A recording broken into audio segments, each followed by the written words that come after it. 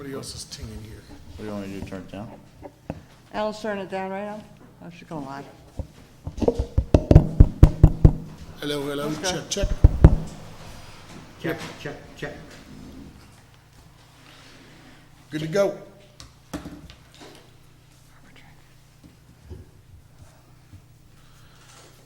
your phones to me.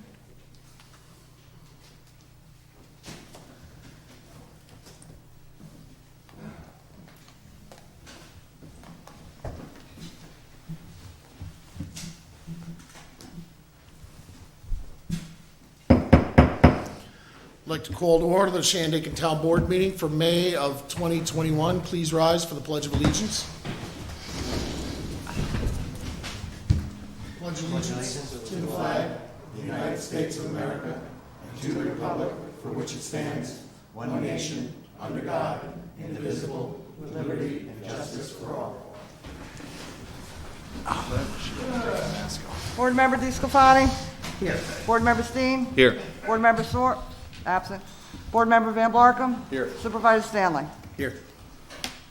Councilmember Storms is unable to join us due to the passing of a family member. We send our prayers and condolences to her and her family at this time.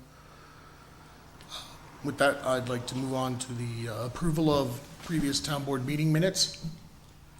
Entertain a motion. I make that motion. Second. In favor? Aye. Opposed? Thank you. Supervisor's financial report, April 2021, revenues.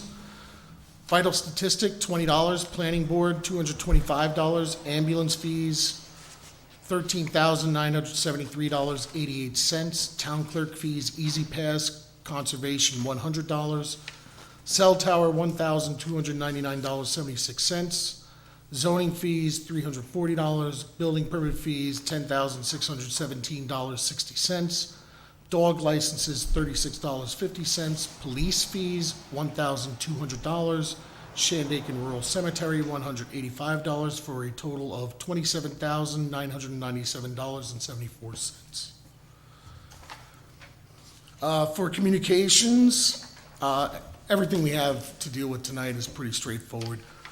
We have a police vehicle that is approximately 8 years old. It has reached 150,000 miles, and quite honestly, this weekend, of all the problems we've had with this vehicle over the little bit of time it's been having issues, we had a transmission fail on it this weekend.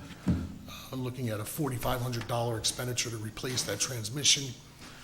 Vehicle's due to be replaced, so Chad is looking at a $42,000 vehicle currently through the state bid process, but he has a line on the possibility of what may be a fleet of vehicles that may be coming out of elsewhere. That would be police standard vehicles that we could probably save a few $1,000s on, so he's gonna wait to hear back on that line, and ultimately, we're gonna have to replace it within the next month or two. Highway Department, I don't see Eric here yet. We're looking at the replacement of a front-end loader. There are three, from what I know, there are three pieces of excavation equipment that are failed or on the about to fail, that need replacement. The price that we have currently for replacement front loader is $130,000. Ambulance, we have a four-wheel drive ambulance that's getting on its last legs. We've had it for approximately 8 to 10 years already, and it's due for replacement, so we're looking to go out for bid, and we're simply advertising for bid tonight to go to look for a new ambulance to replace the current vehicle that's in failure. We will put the current ambulance up on Auctions International to see if we can get a fair price in return for it. If not, we will work through the dealer to get a return on the existing vehicle. Two roads up on Full Moon Resort. They have two private roads that are within their compound that they would like to have named for 911 purposes. It'll make it a lot easier for us to respond to calls if an emergency does develop on those properties. So simply, there's a resolution to name two of those private roads. And lastly, we had a vacancy due to the resignation of Joe Michaels on the ZBA, and Alan Vella has been selected from the people that were interviewed by the ZBA and recommended for the appointment to the position, with that term to expire in December 31st of 2023. After the resolutions, the town board is looking to take up discussion on the short-term rental conversation again. I don't think there is any action to be taken at this meeting tonight, and we wanted to make that clear by putting it after our resolutions. I really think it's a conversation that we're gonna start with the town board and see what our next steps are and where we move from here. But there will be no definitive action or law enforced or created here tonight. So just before people start getting all worked up. Outside of that, I'd like to turn it over to Joyce. Okay, just a reminder, there's been a lot of questions. The New York State burn ban started in 2009. This is the easiest time for a forest fire to start. The burn ban is still on until May 14th. On May 15th, you can get a free burning permit at the town clerk's office. The next COVID-19 vaccine is at the town hall on Tuesday, May 18th, from noon to 7.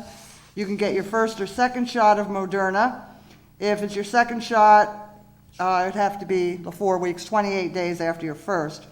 And if you need help, just give our office a call. They're gonna have walk-in and appointments. So the walk-in went really well last time. And that's it. Very good. Turn your mic down a little bit. I think it's your mic that's, no, turn it down, the volume. I did, right here. Hello, hello? Yep. Okay. Committee reports. Ambulance.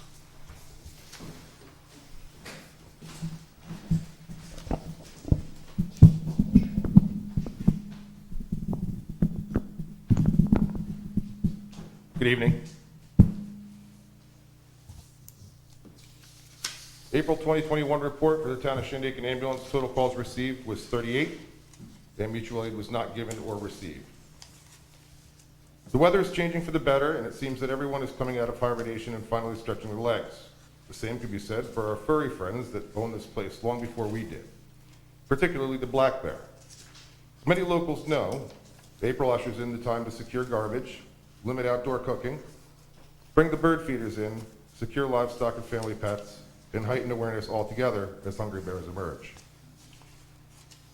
As there are many that are new to town or have recently made their summer home full-time residences, please do your part in ensuring that you are not potentiating our already heightened bear issue.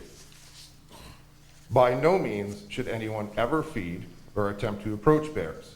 That includes bear selfies, which regrettably, believe it or not, are a thing now. Remember that many bears that forage in our hamlets lose their natural fear of humans and can become very demanding and aggressive when it comes to a meal. Also, a mama bear will protect their yearling cubs with unmatched ferocity. So as cute as they may look, steer clear. Bear attacks are rare in our town, but have happened in the past. If by chance you have a close encounter with a bear, make yourself look as big as possible, make plenty of noise, and steadily move away without running. Just remember, if you respect the environment we're afforded to enjoy, it will respect you back. As Supervisor Stanley just said, you'll see tonight the town board will be advertising for bids for a replacement ambulance. The ambulance that we are replacing is showing its age, particularly with body corrosion and high mileage. Overall, the ambulance served us extremely well and brought our ability to reach patients during adverse weather conditions or off the beaten path to new heights due to its four-wheel drive capabilities. Since the purchase, more than 10 years ago, 5 surrounding squads added four-wheel drive capable ambulances to their fleet. As the old adage says, if it isn't broke, don't fix it. So we'll be specifying a nearly identical replacement, as training will be minimal. In regards to COVID, as of May 2nd, there were 439 active cases of COVID in Ulster County, 1,426 less than 1 month ago. There are only 2 active cases in the town of Shandaken at this time. Total cumulative cases in the town have reached 110, with 108 of those individuals thankfully recovered. To date, we have had no fatalities. We are only one of 5 towns in Ulster County that can actually say that we have had no fatalities. Total cumulative cases in the county have reached 14,791 with 255 fatalities. 14,097 cases have successfully recovered. Please continue to wear a mask when in public, practice social distancing, and limit gatherings. It could save your life, and together we'll get through this. Thank you. Thank you, Rich. At some point, we're gonna revisit your safety lesson on how to back away from a bear, because I think you learned that from The Gods Are Crazy, a movie from the 80s. We'll talk about this. Anyway. Make yourself big and back away. Okay. Our cousin told us to jingle your keys, and that didn't work. Get out! Get away! Believe me, when you run into that bear and you don't expect it, you ain't thinking. You're going, I'm out. Anyway, so thank you, sir. We'll move on to building and zoning. Howie? Okay, the April 21st, April of 21, I should say, we had 20 new building permits issued. And reflecting back to January 1st, so far this year, we've issued 55 new building permits. For that same period of time for 2020, we issued 22 permits, so that's quite a significant increase. Demolition permits this year, this month was 1 this month, 3 since January, and last year at this time we had 4. Floodplain permits, we've had 2 in the month of April and 7 since January 1st.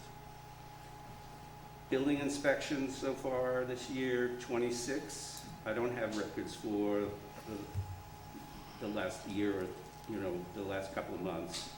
Fire inspections, there were 2 this month. Certificates of occupancy, there were 4 this month, and since January 1st, we had 9. Last year for that period, we had 5. And certificates of compliance, 5 since since April, in April. We've had 43 since January 1st. And last year at this time, we had 13. Stop work orders for this month, we have a new record of 5. And we have an income of $7,232 for the month. Thank you, Howie.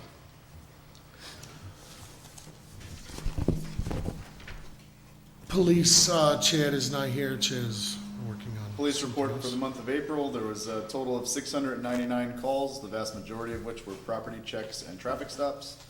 20 summons issued and 4 arrests total. Thank you. Rick, finish your water? We got the reservoir going again. Since in December, we had that flood, and it was devastated up there. Randy still has to do the road, fix the road going up there, but we had no water coming out of into the reservoir, but now it's overflowing Saturday. So that's a good thing. Good. What else? Still that pump, I priced a new pump, the 3rd pump, which we never got, and just the pump alone is $25,000. Yeah, again, we know that the job is gonna be roughly $75,000 to $100,000. I don't think we could do it a lot less than that. Well, because you gotta get the shaft, you gotta drop the shaft in here, that's the problem. Well, you're gonna get the shaft if you pay $75,000, I'll tell you right now. We don't need to go that, I could get Jack the roofer to come in, open a hole there. See, and, here we go again. What? I got a guy.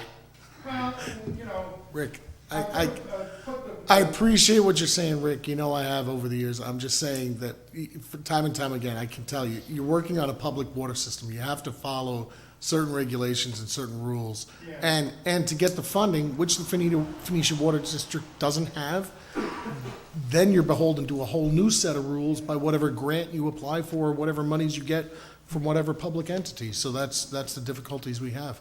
And then trying to qualify when everybody's applying, everybody under the sun is applying. Yeah, well, this is very Again, important that we get this pump I, in, I know. because these other two pumps have been in since 2004, running all the time. And I hate to see this in the middle of the summer where we're out of water. Agreed, agreed. Anything else, sir? Can you think of anything, Randy?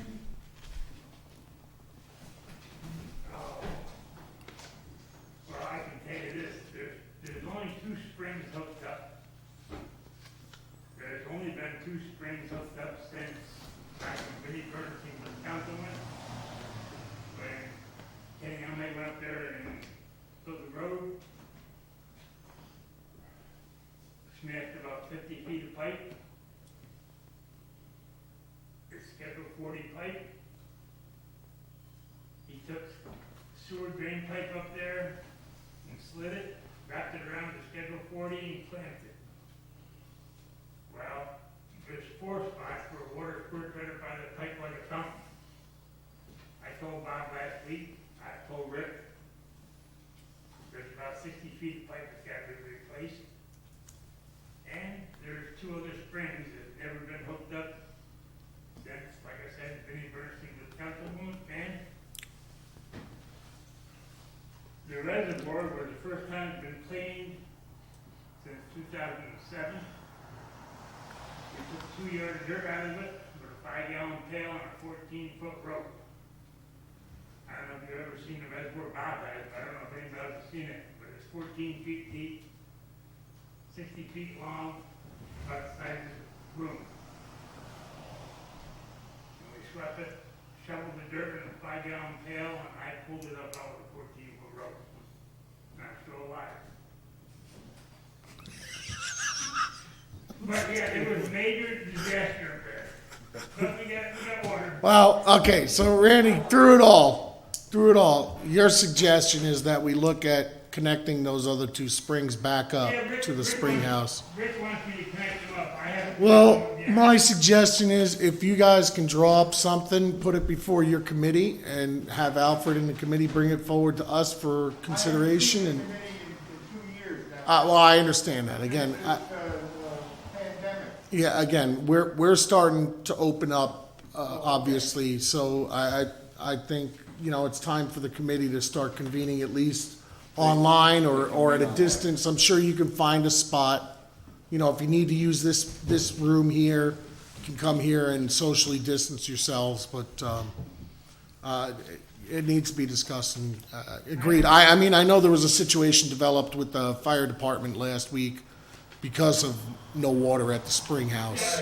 So we need to resolve that before that happens again, because the whole purpose of that yellow hydrant was to not use filtered treated water and to not draw it from the middle of the district.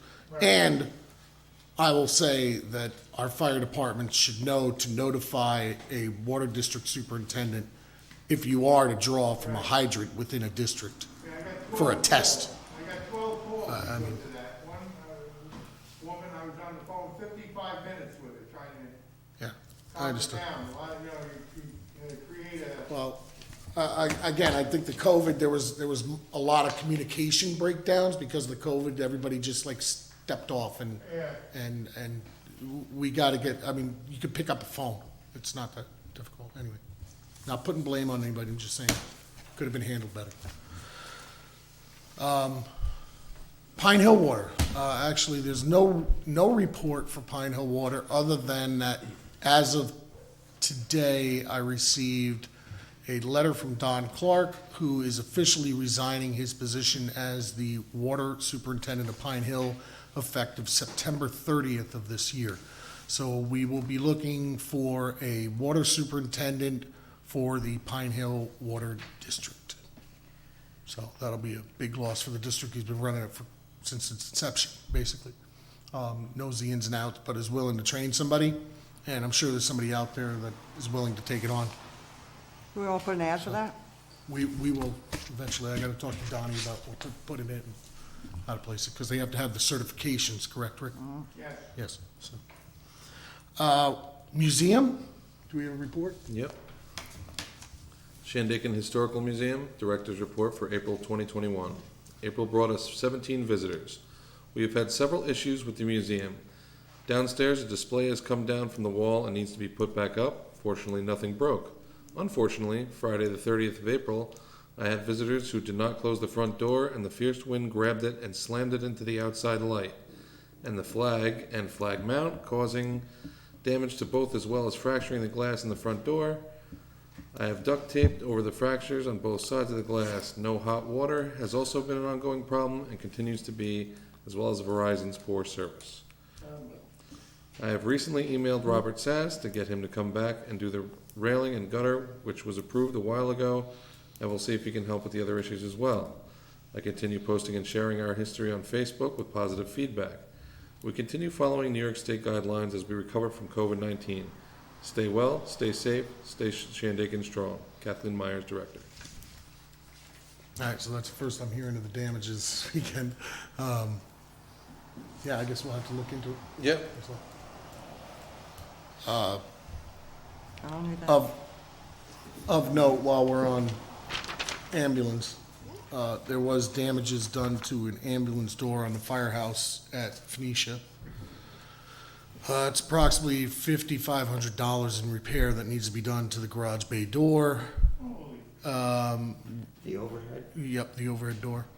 So it's unusable at this point. We can't actually open or close the door. We had it's closed, and it's closed until we fix it. It was hit. It got hit. It happens. It's a garage door. People go in and out. So anywho, I called the insurance company. I'm waiting to hear back on what their claims adjuster can offer us, but I think the deductible is gonna be somewhere in the range of what the estimate is. So it's gonna be a call for the board to say, you know, do we go through the insurance company and claim it to have it against our insurance, or just pay it ourselves outright to save $500? I mean, I don't know what, I think it's like I said, I think maybe they contribute $5,000 towards it. So, if that, because when you're talking about the liability for the town, it's all the town properties combined, and it has to be based on a percentage of that. So I'll let you know as we just learned about this over the weekend. So. Recreation? Yep, parks are open and being used. Kids are playing ball again, which is great.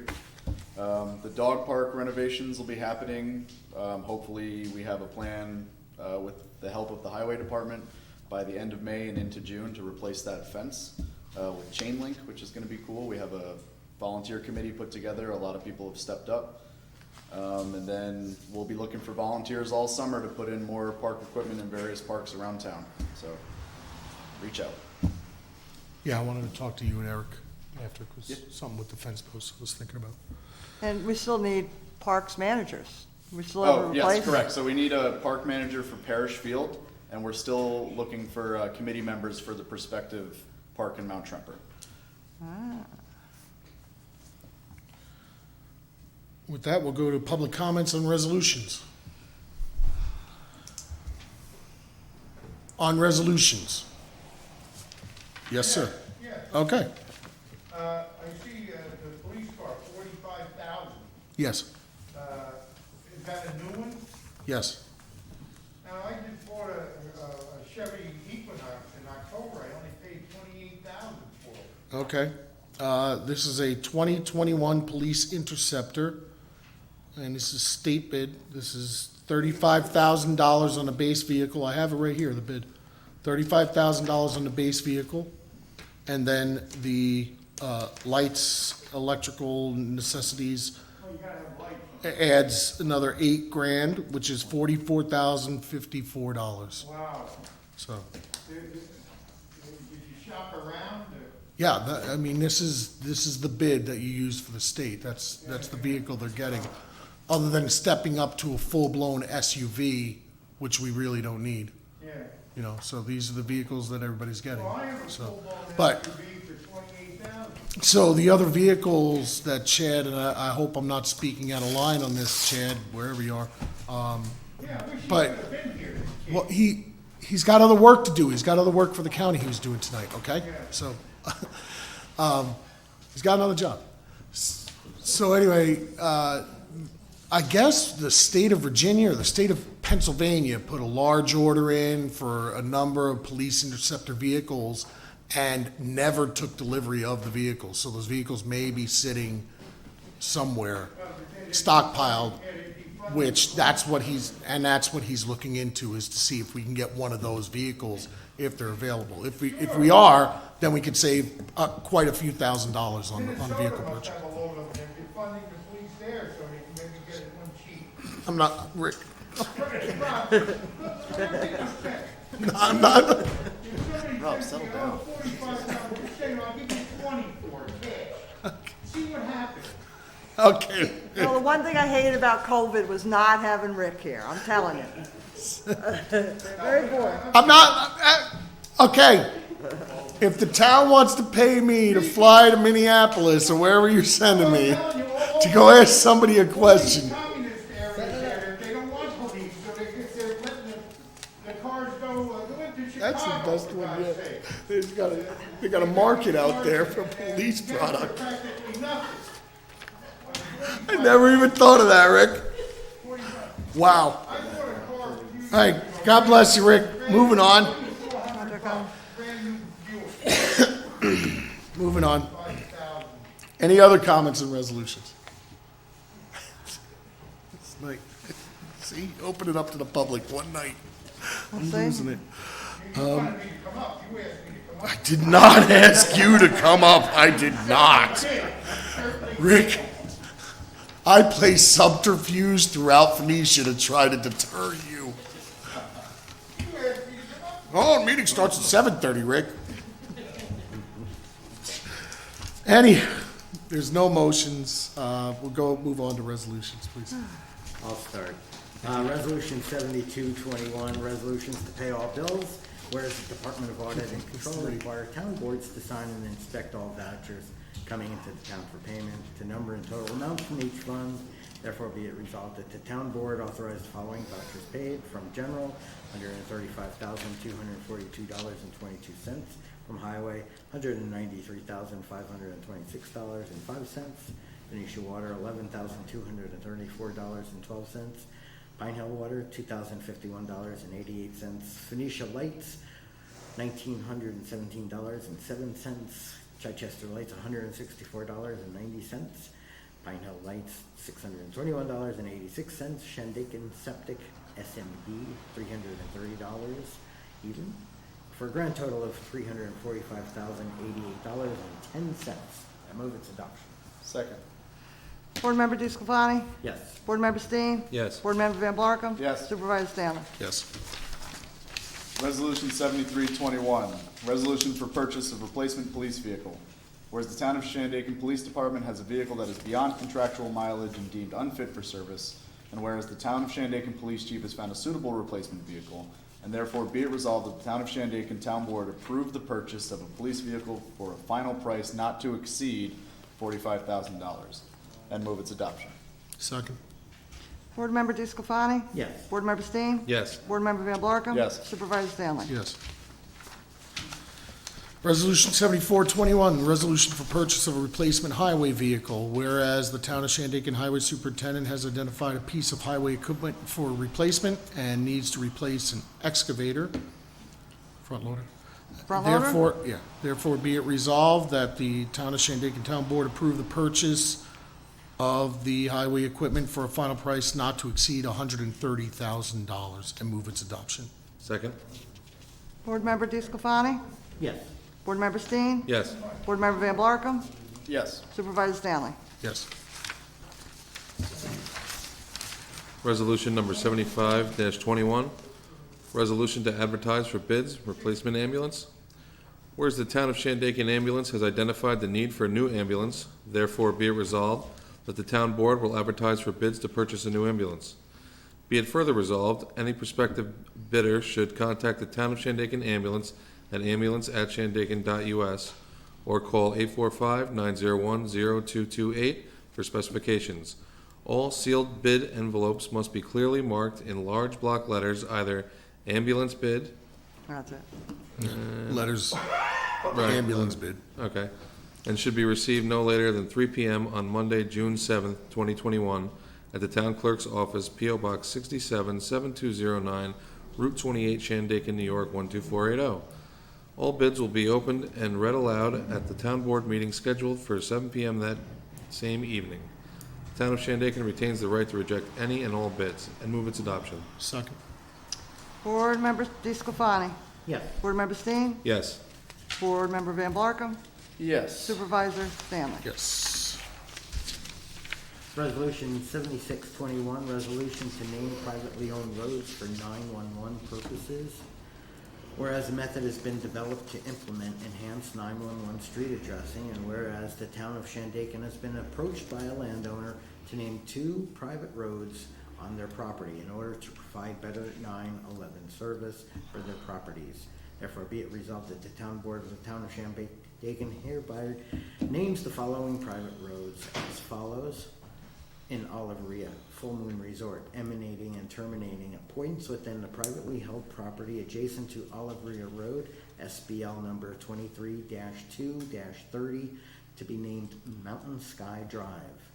Also, Oliveria Full Moon Resort, emanating from the Valley View Road, private road, and terminating at the point within privately held property adjacent to Oliveria Road, SBL number 23-2-28, to be named Lower Grove Lane. And I move its adoption. Second. Board Member DeSclafani. Yes. Board Member Steen. Yes. Board Member Van Blarkum. Yes. Supervisor Stanley. Yes. Resolution 77-21, whereas under Section 20 of the town law, the town board shall designate all appointed officers and employees of the town. Therefore, be it resolved that the following personnel be appointed to the Shandaken Zoning Board of Appeals at no compensation. Alan Vela, appointed to vacant seat and expires on December 31st, 2023, and move its adoption. Second. Board Member DeSclafani. Yes. Board Member Steen. Yes. Board Member Van Blarkum. Yes. Supervisor Stanley. Yes. And he needs to come in and sign a oath of office. Okay. If we talk to him. Sarah, you let Alan know. Thank you. With that, move on to the much ballyhooed. We're not at your point yet, Rick. You got something quick you want to say before we get started talking about? I just wanted to say that back in December when we had that flood, that was designated as a what, an emergency, what was the term that you used? State of emergency? State of emergency. With the state of emergency, now you're allowed to go into the creeks and dig them out. What are you shaking your head for? No. Yes, you are. If you- Eric's sitting right next to you, and he's embarrassed to not shake his head because he don't want to get in a fight with you. You can go to Cut Corners, New Paltz, and get a permit to go in that stream and dig it out in a state of emergency. And nothing was done then. And now, down by the water plant, that's another thing. I've got a gravel bar that runs probably 1,500 feet, and it's 3 feet higher than it was before that flood. Now, we're gonna have problems there. Rick, okay. What? No, I just wish I lived in the world where things were as simple as you put them. I wish I lived in that world. It doesn't, it's not that simple. You can't just go in a stream because there's a flood. You can't just declare an emergency and go in the stream. It's just not a thing. It's not a thing. Mount Tremper, where this debacle, they're gonna put a bridge 50, next thing is gonna be 700 feet higher than the next one. Be a great view from the top. This is ridiculous. You go over to Germany, go over to Italy, they've got bridges 700, 800 years old. Here, 30 years and they're done. Come on, something's wrong. Now, we've gotta dig in these creeks and get all this out. Years ago, when we had the train that came, the train would fix that bank all the time. They come up here right after a flood and fix it. Now, you've gotta check into this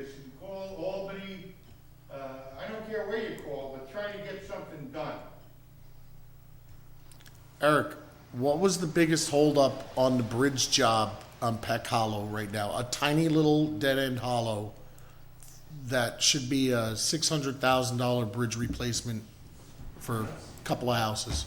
Permits, What permits specifically? permit to be on DEP property and permit from DEC. And why? Because it's adjacent to the stream? Yeah. Yeah.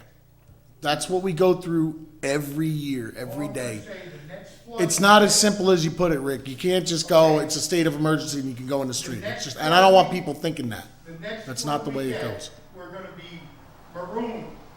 We're gonna, on 28 and a couple places gonna be washed out. 214, 42 washed out. You won't be able to get out. Now, something has to be done, I'm telling you. This is a serious, All right. serious problem. Thank you, Rick. We've got, All right. thank you. No, Okay. maroon. I'm thinking of Bugs Bunny. He's such a maroon. I don't know. Anyway, moving on. Short-term rentals. This was a topic of conversation for a number of years. We've been back and forth on the boards, looking at it, trying to understand it, trying to figure out how to best deal with it from the town's perspective and issues that had arisen at the time or do arise, and so on. So we had discussions. We created a committee. From that committee, a second committee was formed, the STR committee, which was a member of the ZBA, which was chaired by Mark Lodi, our member of the ZBA, who's here tonight. We also had a member of the planning board, Sam Spada. Building department was representative. Town board, Kevin Van Blarken was there. And we had a number of members from commercial establishments as well as from the Home Sharing Association who were highly involved and wanted to have a stake in the conversation. They last year, during the COVID, ended their committee report and submitted to the town board and to planning and zoning boards the exit report as well as a proposed licensing regulation agreement proposal, if you will. It was nothing really in legalese, but a simple blueprint for a breakdown of a law that should be established or requiring or permitting process. From that, again, knowing the COVID, when COVID hit, things kind of just shut down. We did see it explode. We did see the real estate market clearly in the town took over. Short-term rentals, oddly enough, there were a number that came up, but also there were a number of short-term rentals that I think turned into longer-term rentals because the people moved up here and now are employed remotely. So our community is changing. Everybody can recognize that. And because of the influx this past year, there are some issues that really were exemplified, and some have come to a head to where there are serious concerns about the health, safety, and welfare of individuals. Most recent case being a home that was, and correct me, Howie, if I'm misspeaking, but the home was not inspected for renovation, was finished off, was being rented on Airbnb, had no batteries in the air, in the smoke detectors or CO2, no CO2 detectors in the building. A fire developed, a chimney fire developed, and threatened the home, the structure of the home, to the point that the fire department had serious concerns that if those folks hadn't awoke up in time, there could have been a loss of life. This is the worst case scenario. Nobody ever wants to hear it, but it's there. And God forbid it ever happen in this town. So there's that. But there are also the responsible owners, and we recognize that. And there are local people that are just trying to rent an extra building they have on their property. And we recognize that. And we want to try to work together to make something that the whole community can work with, but at the same time provide that safety and protection for the welfare of the public, as well as our own people. Understand that you want to know why we can't get volunteer firemen. When the volunteer firemen are coming to you and telling you horror stories about how they couldn't even get into the building because the cars were parked because they didn't plow the driveway, why would you want to get involved in that? It makes it difficult. So I'd like to just kick off the discussion, and whoever wants to start it off, I'll hand it to town board members. What your thoughts are. Well, I, looked over, Kevin knows, we talked about this briefly on email a little bit. Looked over the recommendations, and I think the committee did a fine job looking at stuff and putting some ideas together. But I think we as a group, as a board, need to do that also. I think that these are each still businesses and that they need to go for a special use permit with the planning board. I think that's a little glazed over and made to seem like that's an onerous thing to do. I think it's easy enough to do for most people, for anybody. Come to get to know your neighbors on the different boards and make a case for yourself. You want to start a business, and that's what it is. It's an investment. That's one of the main things that I would like to see on that. Mark has something to say. Yep. I see Mr. Lodi has raised his hand. He was the chair of the SDR committee. If you'd like to address, Mark, if you want to join us up here, you're more than welcome. I'm fine here. Okay. The issue about the special You permit. can pull that down. You're distant enough. The issue about the special permit is it goes with the property ad infinitum. And that removes the ability to police the Airbnb if there is bad behavior. And that's why we recommended a license that's renewable every year, because that's a means by which we can police and eliminate bad behavior. The other issue is that when we started this process, I think we numbered the Airbnbs at, I think it was 128. Everybody said, no, it's at least double that. Well, subsequent research did find out that, I don't know what the number is up to now, 250 Close to 300. Airbnbs. That means 250 special permit applications to the planning board. And we didn't think that the planning board was up for that volume of work. What happened in Woodstock was they did, in fact, and they initiated their law, their regulations, I think 3 or 4, maybe 6 months before us, maybe 3 or 4 months before us. Right. And they had a permit process. They were effing overwhelmed. So they changed back to the license model that we incorporated specifically for that reason. They specifically couldn't handle it. And what happened was there were hundreds of Airbnb people who were already operating Airbnbs that couldn't get their permits because the town board was just overwhelmed. Right. So I think we're justified in not asking for the permit process, which would in fact make these people legal. There is a permit process by which you can rent out your facilities as a secondary Airbnb with a special permit. Right. Almost none of these Airbnb people had applied for that special permit, so they were in fact illegal. Right. So we're looking for means by which to make these people legal, not outlaw. No, I understand that, and my point wasn't to outlaw them, but to make them legal through give a 90-day window to get your special use permit. And if you think that it would overwhelm the boards, maybe make that a longer period. I mean, it's obviously, we're putting it together now. It can't be done like that. But there is the issue about enforcement of bad behavior. And a special permit is in perpetuity for the property. Even if you sell the property to another person who wants to do Airbnb, it is even worse bad behavior person. So that's why we did not go with the permit process. Okay. I thought with each special permit, you could put a stipulation that Can you do a combination of both? a combination of both, sure. But you could do, each special permit comes with a stipulation, and we could make it something where this is renewable annual, and you have to be policed. You have to make sure that you're under good behavior.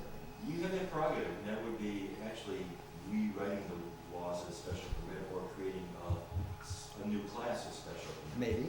But the issue is, somebody has to hear those permits. Yeah. So that's gonna be the planning board. That's what I mean, you're gonna need more police, Yeah. you're gonna need more. It's not police. Police don't handle that. Well, whatever. It's building office. You're gonna need more Now. people to do that? Yeah. Yeah, we'll need Yeah. more people. So we'll need revenue is what you're getting at. Well, what I'm getting at is that, you know, how many, these Airbnbs, don't they have, fire insurance? When you buy a house, don't you have homeowner's insurance? Yeah. And then the insurance adjuster comes in We're supposed to. and he checks. There's no guarantees. There's no, but there's no guarantees and there's no way for us to know. You're gonna have more, government, more government. You know, I have had a real estate license since 1968. All right, Rick. Been up here, I remember But when Rick, I want to stick with the board discussing this topic right now, and then we'll get the public involved. It wasn't a public hearing at this point, but I know you've got your comments. I'm sure you'll give me a boatload when I see you you on don't the wanna hear board. nothing in here, Okay. you know? I'm a taxpayer just like anybody else. I wanna ask a question, you don't wanna answer. Forget it. All right. Get us that cop car. That's all I'm asking. So, but the thing is, with the volunteer group, like the ZBA or the planning board, it's a lot of work with all the extra work they're doing now. Again, I'd like to keep it to the board discussion, Yeah. and I invited Mark because he was the chair of the STR committee. So Kyle, do you have anything you wanted to add or say? I think this is a very, very good outline, very nice place to start right here. I appreciate all the committee's time and effort and all of this. When I was going through it, I just had a couple of questions, maybe that I just personally needed wanted to ask. Number 3 on this, I just have it right here. It says, any STR operator in Shandaken who rents an STR more than 90 days after the announcements of said regulations without applying for an STR license shall be subject to a fine to be determined by the Shandaken Town Board. Is that just a number that we pick, or is that what delineates the amount of that? That's, I'll get into that. Okay. I Yeah, had that's a that general as one code issue. That's general code violation standard, like, thing. Okay. it's generally like, I think it's a 250 max a day. 250 a day max, but it's not determined by us, really. Yeah. I mean, we could determine that It's that's the determined by general the thing, court. But the courts determine how Okay. much. It's up to the judge to make that determination. Yes. Okay. Mark, you Okay, wanna- let me respond, that 90 days is to apply for a license, not to actually get the license. So if that licensing process is held up because we don't have enough planning board members. Right, it's that's- applying, not Okay. just apply for a license. Okay, gotcha. And this might be specific because I just don't know the lingo, but when it says the STR operation licenses in Shandaken granted to non-Shandaken residents or Shandaken residents who are not resident hosts of the licensed property shall be limited in number to 10% of the currently existing number of dwelling units. Overall, does that mean overall, that 10% of all the dwelling units possible? No, not possible, existing. That's what I meant, existing, sorry. Yeah. Okay. Very good. Yeah, and that's something I think should be a smaller number. And that's, that is something that we discussed and we were very open to, especially as that rule pertains to, absentee residents. Right. So I'd like to make it clear that full-time residents, there is no cap. Right. Full-time residents, we are not taking income out of anybody's Right. pocket. Good, okay. It's for LLCs and absentee residents that are selling their place and coming once a year or whatever. I am totally personally okay with going lower than 10%. Yeah. As a committee, I think that's the number we landed on because we were didn't know what everybody was okay with, so. Again, that's open to discussion. Yeah. So, Howie, you want to speak? or- Yeah, I was wanted gonna- to talk about this, this surge that's gonna, be a reason for us to not jump into this process. A lot of these Airbnbs have been operating under the radar for years now, And yeah, there might be a bubble in the beginning, and I would suggest something like, well, number one, streamlining the special use permit process as much as we can, but also suggest have a time period for applications, and then there would be a lottery to choose who's gonna come and when they're gonna be able to come, so that 300 people are gonna come marching into town hall. Of course. That you break that up over 6 months, and everybody, you're on the list, you'll get the application at some point, but you may have to wait several months before it's all resolved. And then that bubble will go through the planning board and the building department, and then after that is approved, their licenses are approved, then it's just gonna be a matter of a renewal every year or every other year. Right. Maybe after the first year, a renewal, and then after that, 2 years, something like that. And I also feel, this is coming from me as a building inspector, that a lot of people are gonna be surprised that after a safety inspection, they're not assured that their house is gonna be safe enough to handle guests. I mean, we have the 2020 and the 2018 fire and safety codes. And if you have a house that has no egress windows on the second floor or the third floor, and a staircase that won't pass a safety test, I think those people have to make modifications to be able to get a permit. I think you have to pass the 2020 fire safety codes of Absolutely. the state of New York. So if you're coming in. Well, I think it's unless they're pre-existing of Yeah, the but they're code. pre-existing, but they're changing the use. They're changing the use. It's not Yeah. just a home anymore. You're not just there to live there. You're renting it out. Okay. Yeah. You're making it a business. Yeah, So, for example, in Gooding Road, I don't know how many people were in that house that night, but easily it's Just set two. up for 6 people. Well, one of the bedrooms is a loft. It's got a ladder up to it. Well, there's certain regulations about ladders and lofts. I'm sure that would not meet the code. And the stairs up to that entry of the house would no way No meet. railings. No railings, right? So are we gonna allow that kind of stuff? I mean, we could say to those people, you have to make modifications. that's what's gonna have to happen. Yes. that's I think right. it's gonna be a reality check for a lot of people, actually, when they go to inspection. Did you see that fireplace? There's 5 cabins on that property, Yeah. and I think most of them are rented out. Yeah. And there was never a building permit applied for. So, And we're seeing it more and more and more, and people they're going so fast and furious that he can't keep up with it. Yeah. I get it. I mean, I see it.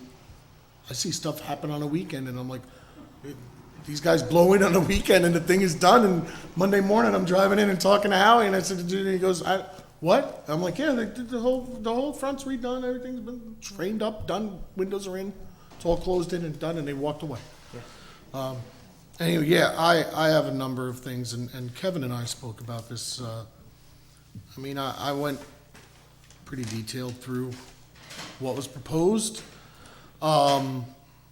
I know one thing I saw was there was a mention of an Ulster County temporary residence permit would preclude you requiring and getting an STR license. I don't see that flying. Ulster County temporary residence permit, Mark, just so you're aware that this was in here. So from what I knew, that is basically like if I was going to build my house on a property and I wanted to put a trailer down while I'm building my house, I get a temporary residence permit for that trailer to be there while I'm living in the trailer building my house. It's a temporary residence. It's not a temporary commercial license. It's a, Doesn't a hotel operator need one of those permits? Do you need? not as, I don't have that. I saw that thing and I was like, I didn't even know what that was. I was like, I had to look it up. Okay. I called Department of Health, and they said, yeah, that's not what it's for. It's not for, I mean, county may be utilizing it as a way to get STR people to register with them to get to pay the bid tax, maybe. That could be something, I'm not sure, but, Kevin, help me out on this. Wasn't that why we addressed that? Yeah, it was funny. I went over the whole report today with Rob, and that was one of the things that was brought to my attention. I don't remember why we put it in. I know we had a very lengthy discussion about it. I think it was to protect the people like yourself who are operating hospitality places on Airbnb. Yeah. yeah, but You don't require that permits for your operation? no, I do. I have a Department of Health inspection I go through every year, but it's a Department of Health permit to operate. It's not a temporary residence permit. It's a commercial And I got a operation special permit. use permit to do mine. Because, again, one of the other things I saw in here was about the water test. Well, a potable water test is one thing, but it has to be a potable water test for public consumption. There's two different standards. So public consumption is gonna be a much higher standard. Some of the things, again, Kevin and I were speaking that, I'm on Pine Hill Water. Pine Hill Water got closed down. I don't know, I'd probably close my place. I wouldn't even take that. If your well was tainted, would you rent? No, you close till you fix it. That's just what it is. I was like, this thing with bottled water, I was like, I don't know, they're still showering and cooking it. Exactly. I think it's important to, and Mark can attest to this, that, and I believe me, you have to read the rest of your stuff because you make very good points, but there's like 20+ hours of conversation that was tried to put in this report. So like the water stuff, it was, you require a water test unless you're on town water, because then you already have your water test. So like that's the kind of stuff that didn't make it into the report, I think. No, it did. It did? Okay, well, because I know we talked about the caretaker earlier. Yeah. That didn't make It it. says that you need a water report, but if you're on town water, you can use the town water Yeah. report Yeah, and move that. Correct. Correct. And if that town water report is insufficient, then you need to supply hot water. Yeah, I mean, that's a given, like, again, if it's an emergency that occurs while the people are renting, that's one thing, but I think if it occurs before the rental occurs, it's just shut down. correct. I mean, that's a call of that's their call. Yeah, like if you get E. coli in the water, you gotta. Yeah, like, you that's, can't be- if they wanna have people come in and take that liability on, God bless you, if you knew it, and, so. I'm just saying, we just have to rely on the water test. There's a couple of things in here where we go, I think, a little beyond what the town has to be involved in. There was something about being able to make sure that they can make an emergency call to the owner within 60 minutes, get a reply kind of thing. I was like, that has nothing, we just want to know they can contact somebody in an emergency, period. Well, just contacting somebody doesn't solve an emergency. You may need to have somebody on premise to solve the emergency. Correct. I'll get into that, so, hold on. So are we talking about making people have a landline in each? I don't, we'll, Okay. Can I Well, we say just- something You have about Wi-Fi that? almost everywhere. I brought this up at the community meeting because there was a fire on a house. It wasn't really a fire, it was a backdraft in the furnace. And the fire call went out, firemen showed up. But the people said to me, well, we couldn't call anybody because we had to drive 15 minutes before we could get a phone line. So well, what if, what if it was a more serious fire? Yeah. And yeah. So I And they didn't- recommend Yeah, that. there does have to be some kind of communication Yeah, network exactly. available to them. Yes. If you don't have a network extender or cable Wi-Fi that they could hook onto, then you have to, maybe it's required they have again, these are all things we should look at. Mm-hmm. A landline, again, but if it's a case of, I've got a house here and the house I'm renting is right next to me, they can run next door. I mean, Right. it's there's different situations and different scenarios. Yeah, in this situation, they would have had to run 500 feet. Yeah, no, I get that. When you have an absentee Yeah. owner, that's a whole nother situation. What was it, water, the STRs recorded?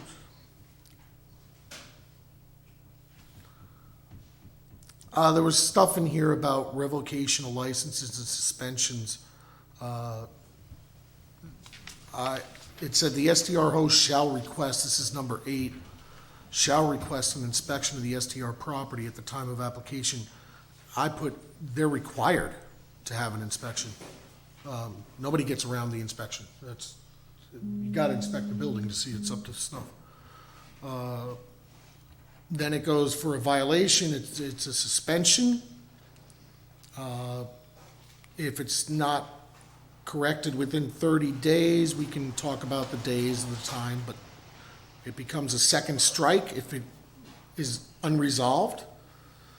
And if it's unresolved for a longer amount of time, it becomes a third strike. Now, in here, there was a thing that says if the violation is, if they get third strikes or revocation of their permit, that it, and they own multiple properties, it should not count against their other properties. I disagree. I think that if they go to the point of revocation on one parcel, that it should automatically count as a strike against all their other parcels, because they've proven themselves to be a poor STR operator at that point. If they're going to the point of revocation on one property, because what I see is people just walking away from it and saying, forget it, there's no harm, no foul, I'll take a revocation and just, I don't have to pay the fines, and they'll just walk away and forget about the fines and we'll never hear from them. So I think if you put that on there, that there's gonna be a strike on your other properties if you go through revocation, and there should be a step for withdrawal of your application in case they get jammed up really bad and they wanna say, you know what, it's gonna take us a few months to fix this, we're gonna repeal our application right now, and maybe it's a $50 repeal fee. This is if, for those people with more than one dwelling on their property, but there are people who have separate lots. No, that's what I'm talking about, is the people that have separate lots, whatever. If you want to operate multiple things, then be a good operator of the multiple things. If you're going to be really bad on this one, there's probably something going on at these other ones that we just haven't heard of yet. Just a thing. It's kind of to help limit that as well, to try to say, if you're going to take that chance, know that whatever's happening here is going to have repercussions over here as well. Certainly incentivizes good behavior. Good behavior.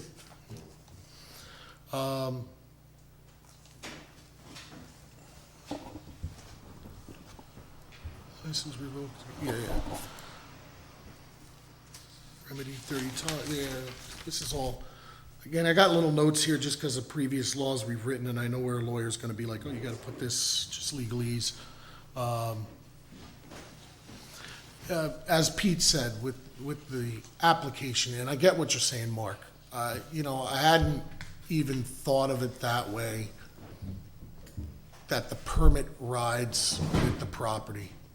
So once they get the permit, it's forever. And you really want it to go with the operator and the license, and that's why I'm like, really, this licensing works. But in the same respect, I do think that the licensing process should still go through a public board, through the planning board. And I've sent it to Howie, I've sent it to Kevin, for an owner-operator who lives on the premises, has a building there that's an easy peasy, like water test, everything's up to snuff, they're good to go, CO, all that. It should be as simple as just getting their paperwork, submitting it, giving it to Howie, he goes over, checks the place out, yep, it passed inspection, show up at the next planning board meeting, and they have a section at the planning board meeting to review STR applications specifically, and just go through them. Okay, Howie, what's this one? Oh, this is on such and such road. Did we contact the neighbors? Did we get letters back? Did anybody have any problems? All that stuff has to be done. We have to contact the neighbors, that's the big one, and that's why I'm saying it has to go to the planning board, just to ensure that we're making, the neighbors are involved. Maybe they want hedges, who knows? They could just say, I'd like a shrubbery. It's just like opening a motel or Yeah. a B&B. And you say, okay, you put a shrub up and you got your license. You have 3 months to put it up. Same thing with the timing of how the application goes. I said to Kevin today, maybe it's something where we say 6 months after the adoption of the law, everybody has 6 months to come into compliance, which gives them plenty of time to get all their paperwork together, get their stuff in order, and get an application before the board. Some of them may have it ready already if they're watching what we're doing and talking about a licensing. So they may be ready to go the day we pass it, if we, whatever we adopt. So, But like Howie, I think it's smart to do a lottery just so it's not, we're not. well, again, if we're doing a licensing where you have people like, again, we know there are good STR operators out there and people that are getting along with the neighbors. Like, those are the ones that are gonna come in, you're gonna have like 30 of them, and they could just sit there and go, what's this one? Oh, nobody got a complaint, okay, granted. And you review it in a year, I mean, that's the whole But point. that is not the same as a normal special use permit case study. No, And that's what I'm splitting it saying. into 6 months over a lottery is still 41 special use permits per That's- meeting. Yeah, I didn't It's say, like- I didn't agree to the I lottery. know, thing. I'm making it clear because I'm listening to stuff that we, I'm just saying it could have be a much discussions quicker about. process than having to go through a public, now Woodstock's problem was every special permit required the public hearing, the public notice, the letters going out to every landowner, County aspect too. the county aspect of it. Because already it doesn't, a special use permit takes 3 months because the county's back and forth and their meeting date versus the planning board's meeting date. Well- So there would be, but it sounds like you. So that, again, that's another question that needs to be asked. So if we go to a licensing Yeah, process, you probably. what does the county say from their planning department on how we can handle that? Right now, the special use permit can't have a resolution unless they get county's feedback, but it does never pair up. That the board's never allowed to really make that after a public hearing because they haven't gotten county's feedback yet. So that makes it the next month. So they're always on a 3 month. That's what I'm saying, So yeah, I know if that. we could sort that, That it it's- would help. And again, because it's a licensing thing, maybe there's something we could talk to Yeah. planning about. Well, there's an exemption, I mean, they have exemption forms, but anytime that road, the town, county, all of that half front yard within 500 feet, that's what makes it have to go to county. So if there's a way county could work out the exemption for just this, then it would not need to be referred to them. Well, we'll see. I don't know if it requires an exemption, that's why I'm saying I don't. And it would also say there's only a public hearing if there's a public hearing requested by one of the abutting. No. well, For a special permit, it's required. Yeah. Public hearing is required for a special So we permit. could streamline this if we say that it's not required if nobody requests it. all neighbors notified. Well, we're not gonna do a special permit. Again, if we follow the guideline, what you guys are saying, like saying, looking at a licensing, then there's no permit process. The licensing process is whatever we deem it to be. And if we deem that process is part of your licenses, telling us the SBL and submitting the amount of money for us to send a certified letter to adjoining neighbors that within 3 weeks, you need to respond in writing if you have issue with this, or call our office or email us, and it'll be included with the licensing application. If everything's good, then it moves forward. If there's a hiccup, it'll have to be brought to the landowner's attention, and they'll have to resolve it through the normal means, and maybe revisit it at the next meeting. Maybe they resolve it with the neighbor. And that's fine because 75% of these are gonna move forward. That's what I'm saying. But, and we talked about it at length, is that a large stock of our housing is pre-existing non-conforming. So if we're gonna require a C of O, you're gonna have a lot of these people coming in for special use permits anyway, Yeah. because they're pre-existing non-conforming. And you were there when we had that conversation, Howie. So, I mean, that's another hurdle that we have to talk about But- and figure out what the best route to take care of that is, because fact of the matter is, we have some very rustic short-term rentals. They all have very steep staircases. Okay, yeah, well, so, here again, it falls into the same guys. I mean, we didn't buy brand-new building, I mean, mine wasn't brand new. I know. You put some. Well, I want to just add something to that is, when you bought those old, beautiful houses, you bought them as a residence, and the family lives in it all the time, and they're used to the staircase. When somebody comes up from Brooklyn, they're used to elevators Sure. and staircases that are legal. And in the middle of the night, if there's a fire, if there's an emergency, you gotta take that into consideration. And one of the other things I wanted to point out is the 5 factors that, in the situational overview, and I have 2 objections to it, but specifically about the property rights, respecting the fundamental right of an owner to earn an income from their property. Well, there are legal ways to do that without renting out rooms. And if you really wanted to open up a motel or a lodge, wouldn't you have looked for a place that's already approved in a commercial zone, or a place where a lodge is permitted, or a hotel or a motel is permitted? It's not like, Absolutely. And you don't have the right just because you buy your place. You're not buying a residence for income. I mean, it's not your reason for buying it unless you're buying a vacation home or you're buying a house to rent out long term. Oh, but that's, well, is it? I would say the cat's out of the bag on that. Whatever 200, 250 people doing this already. So Yeah, it's it'd good. be hard to manage that. agreed, it's like herding kittens. Yeah. It's gonna be like herding kittens, but And your neighbors have rights too. we can do it. Absolutely. We can do it. Sure, but we also have to acknowledge that this is a culture shift. Yeah. You know, it's not, we're not gonna do it because that's not how we've done it for the last 40 years. Yep. Yeah, but in the past, it's my experience that communities like Phoenicia had plenty of volunteer firemen. Because people grew up here, whatever they did, they stayed here. They could afford to live here. Now that has changed. These people who are coming up for a weekend or a week, or they own a Airbnb up here, they're not gonna volunteer to join the fire department. 100%. So And- down the road, Phoenicia, Shandaken is probably gonna have And- to employ people. And believe me, this is a topic of conversation right now throughout the town of Shandaken is fire And protection all the coverage. halls, yeah. And, you know, as much as we've heard it before, you know, okay, we have people that come and they make a donation to the fire department at their bake sale, that's great. Money doesn't solve all the problems, it's personnel.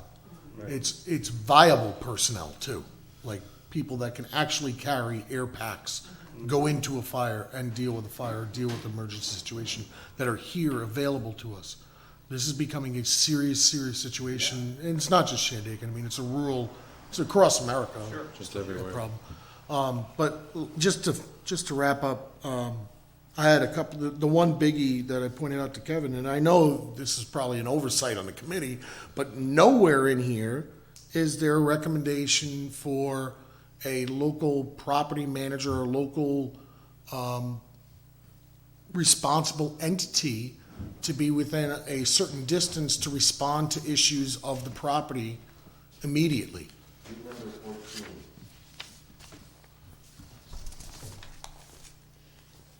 On-premise response to an emergency call from a guest within 60 minutes of receiving the request. That is different from requiring that somebody who is not an owner-operator of the parcel has to have somebody within a certain distance to respond And or available to respond. I really, that needs to be detailed sure. clearly. Yeah. Like, just to say, they need to be, how are we to guess if they can get a 60-minute response? If it was 61 minutes, is it gonna be, somebody dies? Where does that go? And that was an oversight. Mark, and we talked about it, that was supposed to be part of the permitting process, was No. all that information, the person that was responsible for that was supposed to, it would, if it went to the planning board, it would be on your checklist. You know. Yeah, there are fact services that offer that. Yeah. And- And the business opportunities in town. I think Eric There are has something fact to say. services that will. No, I understand that. I know that very well. Which is- you're just That's saying it what needs we're to be saying. outlined It just better. needs to be outlined in the thing. So, and just lastly, my final thing is signage. A clear signage on the road with the number, the address of the place, and a name. Name it, Rick's house, whatever, I don't care. A sign out front, because I see it in other towns, and they do that, and it makes it much clearer. Even I a have permit been, number? well, with their street number, and then just have a name of the house, so that people know that this is the place they're looking. Because when they go to Airbnb, they're renting a thing that has a name on it, like, the Catskill Getaway of Your Dreams, whatever. I want to see that sign made up. God And bless that's you. just on that. piggybacking off of the fire number stuff that's in the proposal. So personally, I'm all, I just think it makes it more clear that this is an STR, this is where you want to be, because I can't tell you the number of times I've been at friends' houses and people pull up really asking for, we're supposed to be along here somewhere. Yeah, you're, three houses down. We just specify the fire number, at least 4 to Yep. 5. Yeah. That would be helpful, definitely. That's fine. But other than, again, the committee did a great job. I think that's a great blueprint. I think that what we need to do as a board is really just get all our comments together, try to figure it out in some semblance or form of a law, regulations, or licensing agreement. I have a few more Talk to the things. attorney, Yeah, and you great can forward idea. it to me. Yeah, I think we should even limit more in the villages, in Phoenicia and Pine Hill, how many STRs are in the village. In the And I commercial, don't in the know- commercial residential district, you're saying, yeah. Yeah. Which again, I know from Lake Placid imposed a regulation within a certain block area of Main Street to say that there are no STRs allowed because they wanted Right. residences there. They want full-time they want people walking the streets to look Yeah, like a It's community. just odd to walk down That's the part of the street draw of it being a and- community, and is that people half walk. or more than half the houses are black because they're empty during the week. Just nobody there. Right, you would just have to get those cutoff lines, though. Yeah, You trying know. to figure out what a decent percentage is. Yeah, And then where the zone, if we're gonna do 2 or 3 blocks from Main Street. and getting back to your percentage point too, I also talked to Grace this afternoon, because we were trying to figure out dwelling units. So to calculate 10% of residential dwelling units in this town is a phenomenal task. Residential structures is one thing. Dwelling units is a Yeah. whole nother Yeah, thing. that's right. Yeah, but didn't we have that number? No, so I think dwelling units made it into the proposal, whereas what we were talking about was housing stock. You know, so I think the words dwelling units is, again, maybe just a But- confusing term. But even that, and I agree with Pete, like the percentage, and Kevin and I spoke about it, the percent, I think it needs to be a number. Yeah. It needs to be a number, not a percentage. And there's a lot of municipalities that are doing what we're doing that have gone that route as opposed to a percentage. And really, it's just a number on the ones that are not local, they're LLCs and DBAs and Right. things. And that's another thing, can we limit or can we not do LLCs or? No, so personally, I don't think we can, because we had, at the SDR meetings, a lot of people showed up and said, well, I have an LLC and that's how I protect myself. Right. You know, so I think by doing that, you're gonna have potential full-time residents who register under an LLC. And it might take it away from them, whereas not every Well- LLC is gonna be a corporation from Sacramento that wants to buy 10 So lots. again, I know there's a thing in Woodstock, and I put something in one of my notes about that if they're an LLC and they're one of the executive members of the LLC, what occurs if they're a private property owner on another parcel over here and this license got revoked on their LLC, that should affect them over here as a private, you know, like, there's gotta be some kind of, and I think Woodstock has it where you can, if you're listed on the LLC as one of the executive members, you can't have another STR in town. Like, either you're an LLC owner or you're a resident owner. Well, so Mark, correct me if I'm wrong, didn't we say that absentee and LLCs were limited in how Yeah. many SDRs they could? Yeah. I don't have it in front of me. Yeah, that was the 10%. No, that's the overall, how many, I think individually we had talked about them being limited to 1 or 2, right? Well, we addressed the issue that some of these LLCs are in fact full-time residents. Yeah. But they Yeah. purchased their health in an LLC as a means of protecting themselves from insurance liability. Right. So they may in fact be a resident who's renting out one room, would be the ideal, or would be a candidate, but who is in fact. So again, the irony being that they own it as an LLC Yeah. to protect themselves from business liability for the business that they're operating. Yeah. That we're saying if you have an LLC, you're gonna go through the full special permit process. That I think is the right way to go. I mean, you're gonna do this as a business operation and say that you need to buy it as an LLC to protect yourself business-wise, well then it's a legitimate business and you special permit. Well, I think they get this from their real estate agent and their attorney, because they're purchasing this stuff. Well- Also, you know full well, there were LLCs, real estate insurance investment trust from San Francisco wanted to buy 35 properties. Yeah. Can we do that in Shandaken? Yep. Yep. No, but, so, you know, LLCs are funded the term.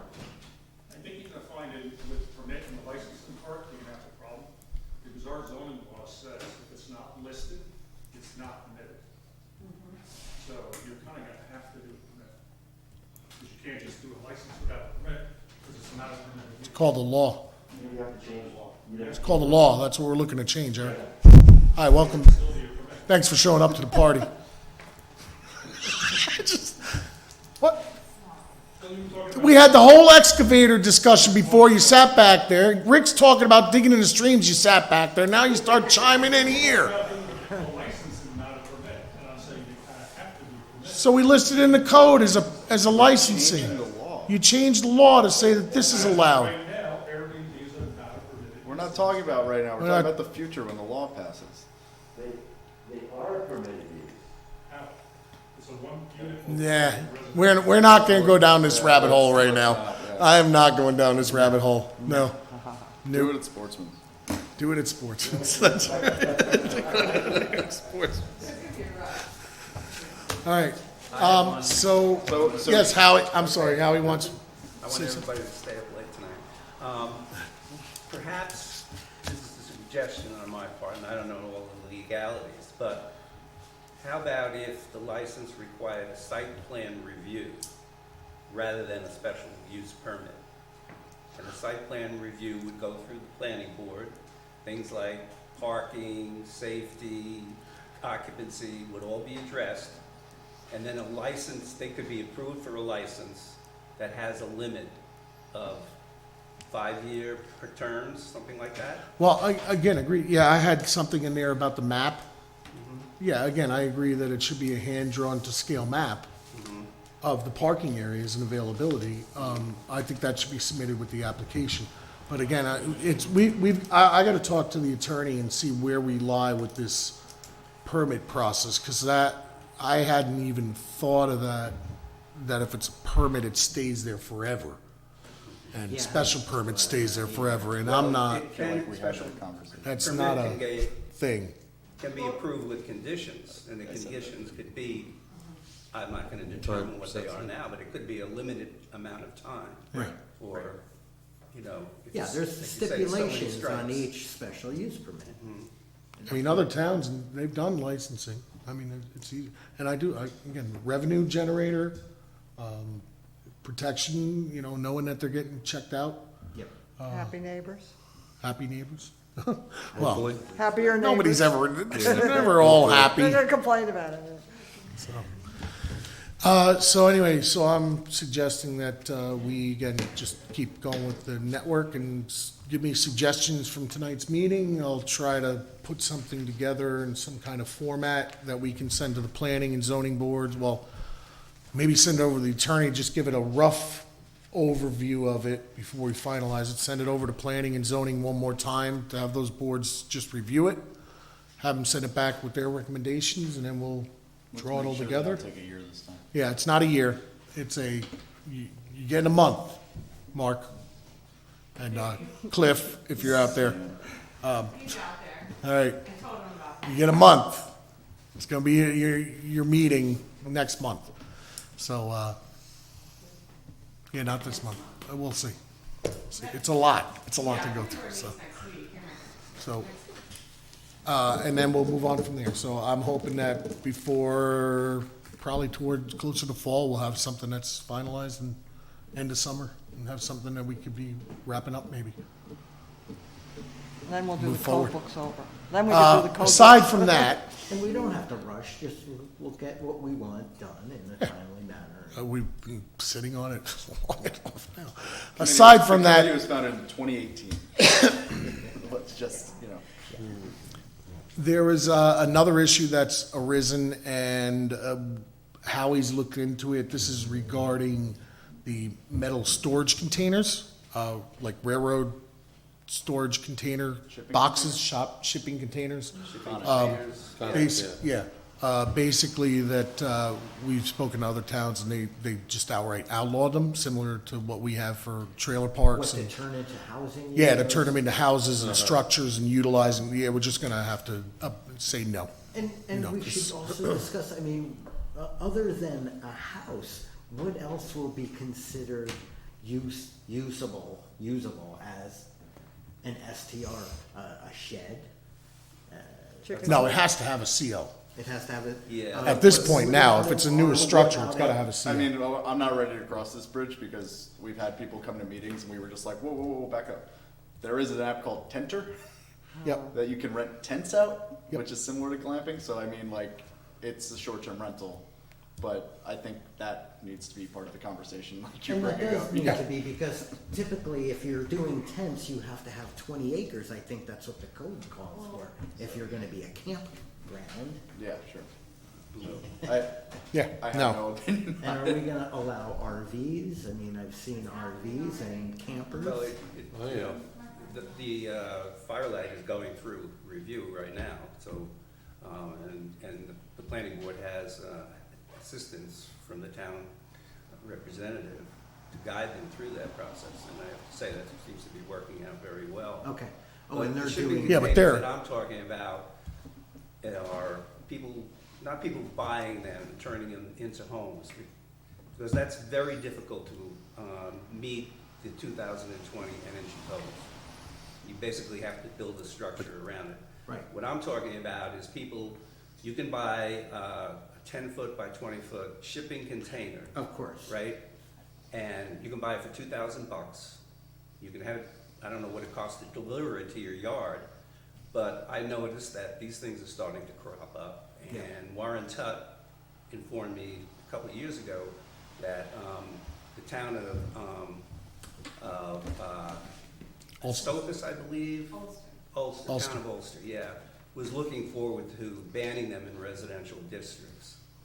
And not, temporary pods where you put your Right. stuff in while you're moving, but permanent garages and structures and shops and Right. sheds, and I just think they're not appropriate for a very scenic place that we're in, and I think, Right. I'm seeing them pop up on Plank Road, seeing them pop up all over the Right on Yeah. 28 Yeah. here. But are you suggesting they be banned even as a storage unit or banned as a living unit? banned as a storage unit. Okay. Because I know people who are putting windows in them and doors and Yeah, insulation. but you have to meet the energy codes. Right. And that's what makes it very expensive. Okay. Because in a lot of places in this country, you don't have to meet the energy codes. Right. I mean, if you guys have gone into a tractor trailer on a 90-degree Yes. Not fun. Right.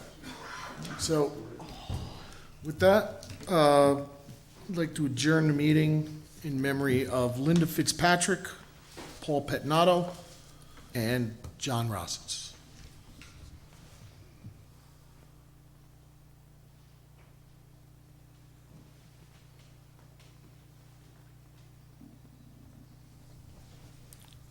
Entertain a motion to adjourn. I'll make that motion. I'll second. All in favor? Aye. Opposed? Thank you. Hey, Mark.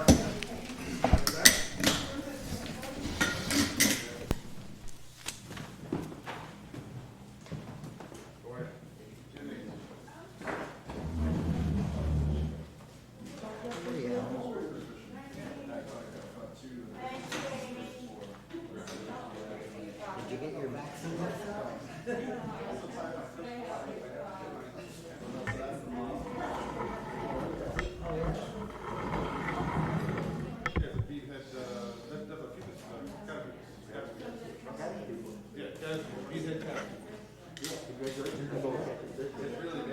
First one you ever caught? Yeah, I just did it right. I didn't do it. No,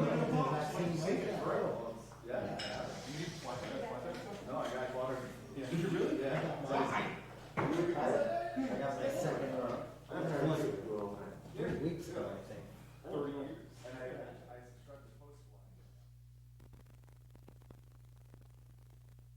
Yeah, that's awesome. Yeah, first one. He says,